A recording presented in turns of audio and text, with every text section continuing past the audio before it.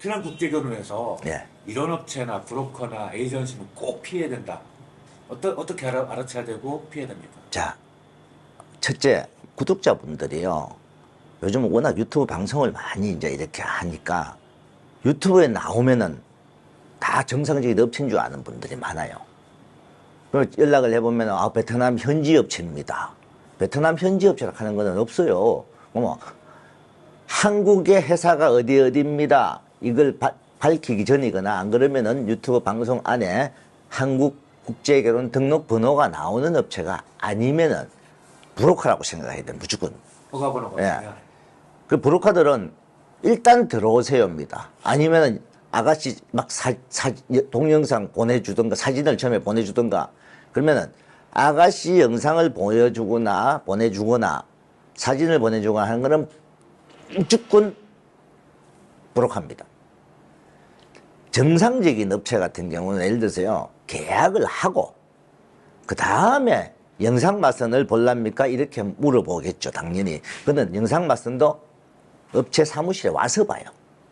신랑분이 그 업체 사무실에 가서 그렇게 보는 건데, 무조건 들어오세요. 이거 무조건 피하세요. 그리고 처음에 뭐 돈 계약금 뭐 조금만 넣고 들어오세요. 그러면 들어가서 어떻게 해요? 들어가서 거기서 여자 뭐 그냥 하나 붙여놔 놓고, 아니면 또 영상으로 이쁜 아가씨를 해줘요. 아가씨도 하겠다. 가서 그 아가씨가 노 해버려요. 결국 미끼. 이 사람을 들어오게끔 만들려고, 아니면 계약금 받고 막 돈을 좀 받으려고 하는 미끼. 가서 베트남 들어오면은 그 아가씨가 노 해버려. 그러면은 급조달도 한 아가씨라면서 새로 맞선을 보고 진행을 해요. 그러면은 여기 들어와서 그 아가씨가 노 하면은 급조달 아가씨 또 누구 또 보면 그 중에 선택을 하게 돼 있어요. 무조건 피해야 됩니다. 그리고 정상적인 업체는 신랑분 서류, 정확한 건강에 대한 서류, 범죄에 대한 서류, 미혼에 대한 서류, 직업에 대한 서류, 이 네 가지를 정확히 받고 나서 진행을 하는 업체. 이 업체가 정상적인 업체죠. 그다음 일단 들어갈 때 그거 서류를 두고 왔다는 거죠. 서류는 업체에서 이제 번역 공증을 해야 돼요. 그래서 출국 날짜 며칠 전까지는 이 서류를 줘야 됩니다. 보내줘야 됩니다. 하고 다 받고 이렇게 진행을 하는 업체가 정상적인 업체라고 그러죠. 그러니까 무조건 일단 먼저 들어오세요. 이거는 무조건 피하세요. 그러고 영상 마선을 보더라도 영상 마선을 보고 나면은, 자, 신부를 선택을 했다면서 중도금 입금시키세요. 그것도 피하고요. 중도금? 예. 자, 계약금을 넣고, 아니면 처음에 어떤 업체는 가계약금을 넣어. 그 신부들 사진 몇 명 보여서 이 몇 명 중에서 본인이 고르면은 영상 마선 보게 해준다고. 그러고 영상 마선을 봐. 그러면 그 아가씨 선택을 하면 이제 계약금을 넣으면은 이 아가씨하고 카톡을 하게 해주겠다고. 아니면 중도금 일부 얼마를 더 넣으면 그때부터 이제 돈을 업체에 계속 입금을 요구하는 업체. 그것도 피해야 되죠. 그러면 베트남 나중에 이제 맞선 보러 간다 그러면 또 중도금. 그럼 정상적인 업체는 어떻게? 정상적인 업체는 일단은 아가씨를 선택하기 전까지는 무조건 계약금만 넣는 거예요. 딱 계약금만 넣고 본인이 가서 아니다고 판단될 때 계약금도 뭐 500 이렇게 많으면 안 돼요. 제가 생각할 때 무조건 300선이 적당한 선입니다. 300만. 그러면 거기에 항공비, 가서 호텔 체류비, 밥 먹고 며칠 동안 맞선 보는 경비 이래서 본인이 가서 마음에 가는 사람이 없다. 그러면 신랑이 막 가분하게 틀고 들어올 수 있잖아요. 돈을 많이 줄수록 신랑은 마음이 조급한데. 어떤 분이 처음에 계약금 일부 줬어요. 아가씨 소개줘. 결정을, 이 아가씨도 결혼하겠으면 그럼 결정하십시오. 해갖고 또 700만 원 보내. 그러니까 한 1000만 원 정도를 주고 나서 베트남 들어가니까. 답답한 건 업체가 아니죠. 그러면 가서 만나보고 하니까 아니다. 여자가 노하고 갖고 다른 아가씨 만나봐도 아니다 하면 어떻게 돼요? 이 신랑 그냥 올 거예요? 1000만 원 줬는데. 그래서 현지에 와서 직접 아가씨를 만나고 나서 결정을 하기 전까지는 계약금 이상을 주는 데는 아니다 이 말이에요. 그래서 처음에 계약금 딱 주고 뭐 영상 마선을 보도 저는 영상 마선을 무조건 반대합니다. 사실 왜 그러냐면은 문신이 있거나 그 학력이나 그걸 절대 그렇게 믿을 수가 있어요? 몸에 문신이 있어도 없다 그러죠. 와서 보니까 문신이 있더라.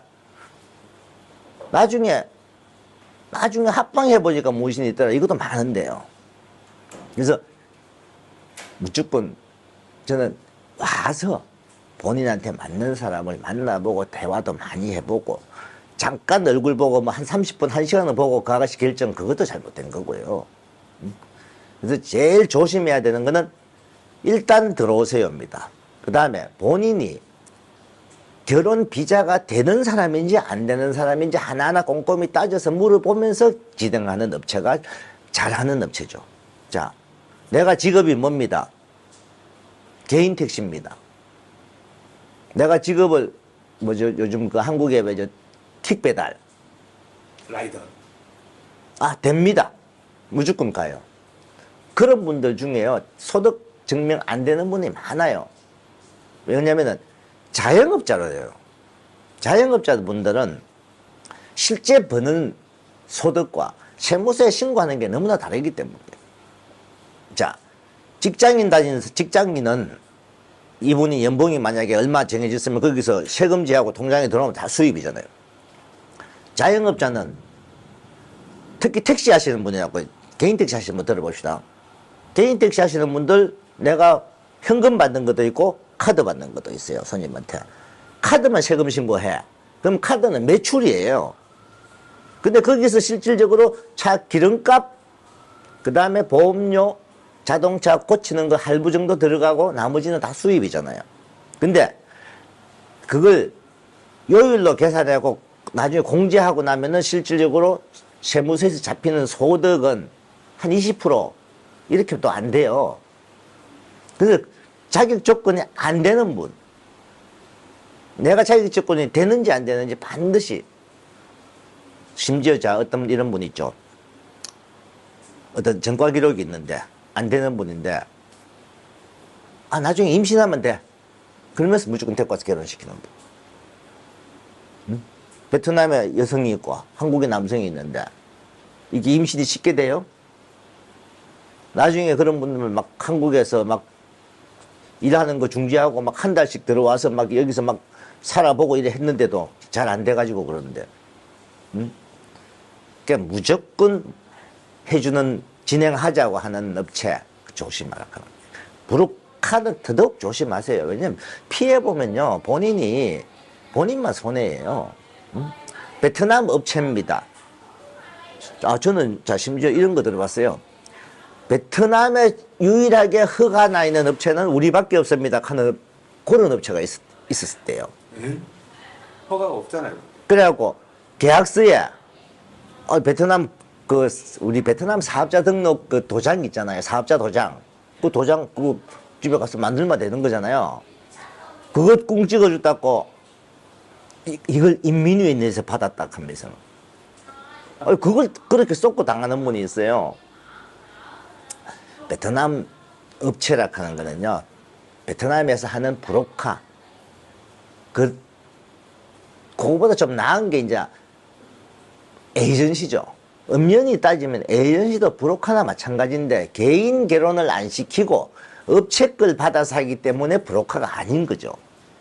그러고 조심해야 될 거는 한국 업체가 반드시 베트남 마담하고 거래하는 걸 조심해야 돼요. 진행하는 사람이 베트남 마담일 때 그러면은 무조건 신부에 대한 거는요 무조건 거짓말을 시키게 돼 있고 신부에 대한 거는 무조건 덮어버립니다. 무조건 신부를 보내려고 한국 보내려고 하고요. 저하고 상담 오신 분들 중에 제가 여기 수도하십시오 하는데 신부를 착 감싸고 돌고 막 하는 게 대부수가 베트남 마담들이에요. 막 그쪽에서 나중에 막 결혼 신부가 문제가 있는데도 위자료 내놔라 하고. 그래서 먼저 그냥 무조건 네 됩니다. 베트남 가면 됩니다. 이 소리 하는 업체 조심하라는 겁니다.